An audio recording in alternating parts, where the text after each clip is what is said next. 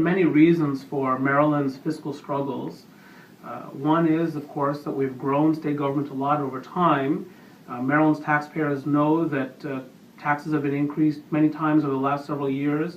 They also know they're paying more in tolls, and they also see the specter of casino gambling in their midst. And despite all of that new revenue or new revenue sources, we continue to struggle with these structural deficits and these fiscal shortfalls, and face significant shortfalls for both fiscal years 2015 and 2016. So part of it is the growth of state government.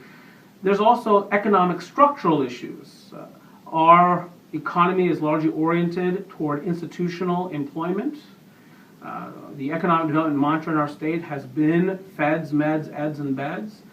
But there's been a lot of emphasis on federal government, whether spending on contractors or direct agency employment. Since the passage of the Budget Control Act of 2011 by Congress, the federal government has simply not expanded that rapidly. And so while the balance of the national economy is now improving quite meaningfully, and we can see that in the job growth numbers, the unemployment rate numbers, and in other statistics, including retail sales, Maryland's economy, largely led by the public sector, has not been recovering nearly as strongly. While the nation, for instance, continues to add manufacturing jobs, Maryland has been losing manufacturing jobs.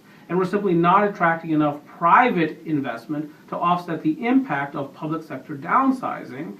Maryland recently has ranked 45th among the 50 U.S. states in terms of percentage job growth. That's just not good enough. The pace of job growth here has been roughly 1/4 of what it has been nationally, and naturally, when a state is not adding jobs in significant numbers, that means that population growth will be slow, which means the tax base formation will be slow. Speaking of which, all those tax increases of the past have also driven out some fraction of the tax base, including high net worth families who have chosen in many cases to live in Delaware or Florida and to give up their Maryland residential status. And so as a result, we're no longer collecting taxes from those people, and that's one of the reasons that systematically estimates of tax revenues in Maryland have been downgraded because taxpayers that forecasters thought would be here are no longer here to pay those taxes. And so not enough revenues, too many costs. What you get is fiscal shortfalls,